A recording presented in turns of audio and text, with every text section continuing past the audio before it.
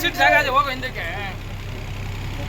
Hotel ಪಕ್ಕಕ್ಕೆ ಹೋರಾಟಕ್ಕೆ ಹೋರಾಟಕ್ಕೆ ಇಳಿಸಿ ಇಳಿಸಿ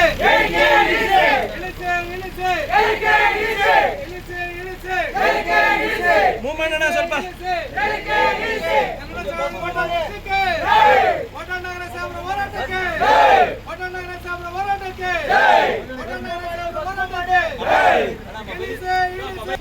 ಮುಂದೆ ಮೂವ್ಮೆಂಟ್ ಸ್ವಲ್ಪ ಉಚಿತ ಕೊಡಲೇಬೇಕು ಉಚಿತ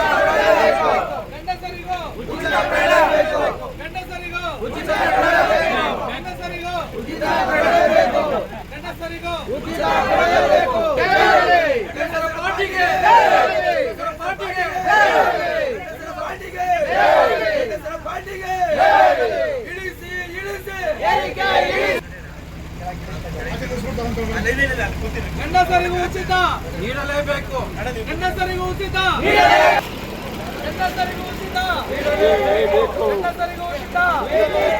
ಗಂಡಸರಿಗೂ ಉಚಿತ ಗಂಡಸರಿಗೂ ಉಚಿತ ಗಂಡಸರಿಗೂ ಉಚಿತ ಗಂಡಸರಿಗೂ ಉಚಿತ ಇಳಿಸಿ ಇಳಿಸಿ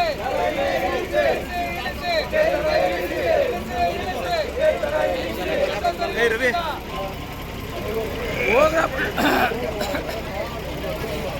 ಬಸ್ಸು ಏನದು ಗೊತ್ತಾಗುತ್ತೆ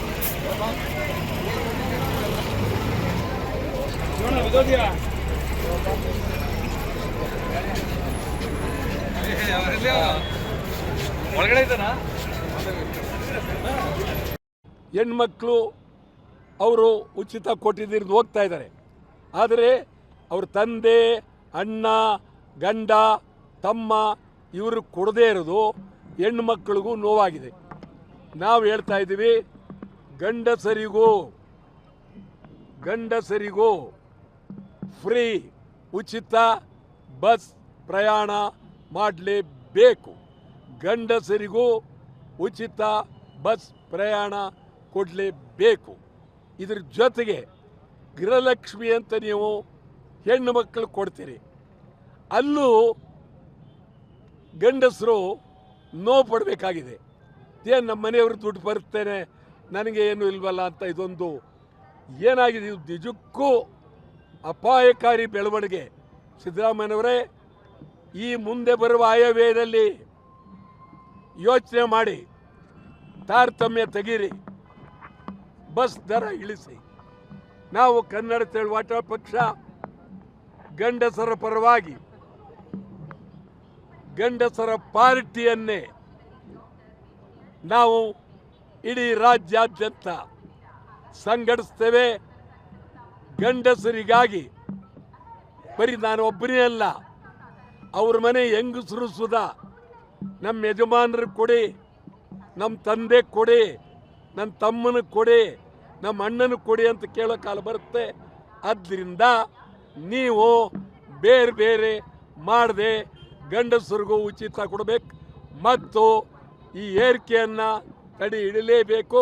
ಯಾವುದೇ ಕಾರಣಕ್ಕೂ ಏರಿಕೆ ಮಾಡಬಾರ್ದು ಅಂತೇಳಿ ಬಸ್ನೊಳಗೆ ಕುಳಿತು ಸತ್ಯಾಗ್ರಹ ಮಾಡೋದಕ್ಕೆ ರಾಮನಗರದಲ್ಲಿ ಕನ್ನಡ ಚಳವಳಿ ಪಕ್ಷ ತೀರ್ಮಾನ ಮಾಡಿದ್ದೀವಿ. ದಯಮಾಡಿ ತಾವು ಇದನ್ನು ಸ್ವೀಕಾರ ಮಾಡಬೇಕು ಅಂತ ಕಳಕಳಿಯಿಂದ ಮನವಿ ಮಾಡ್ತೀನಿ. ಬಸ್ ದರ ಏರಿಕೆ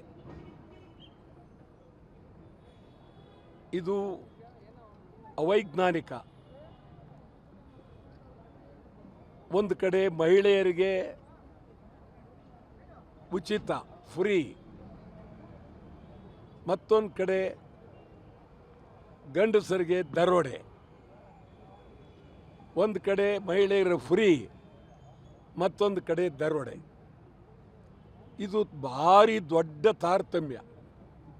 ಯಾವಾಗಲೂ ದೇಶದ ಇತಿಹಾಸದಲ್ಲೇ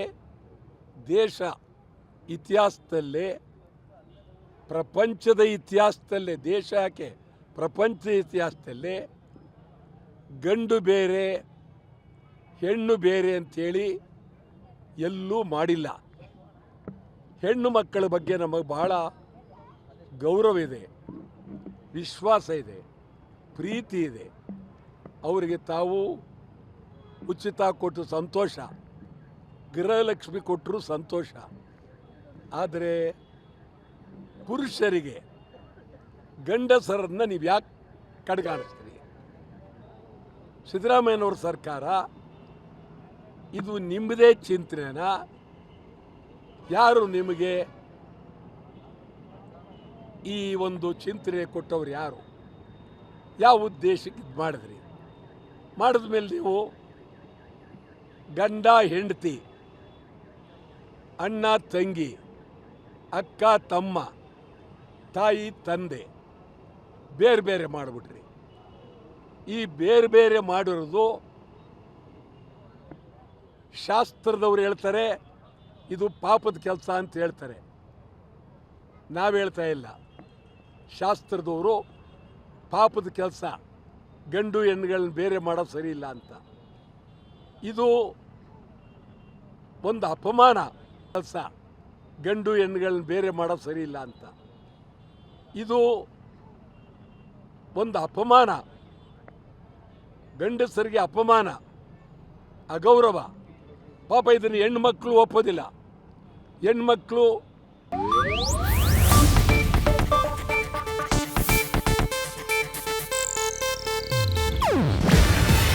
ಇದು ಏಷ್ಯಾನೆಟ್ ನ್ಯೂಸ್ ನೆಟ್ವರ್ಕ್ ಪ್ರಸ್ತುತಿ.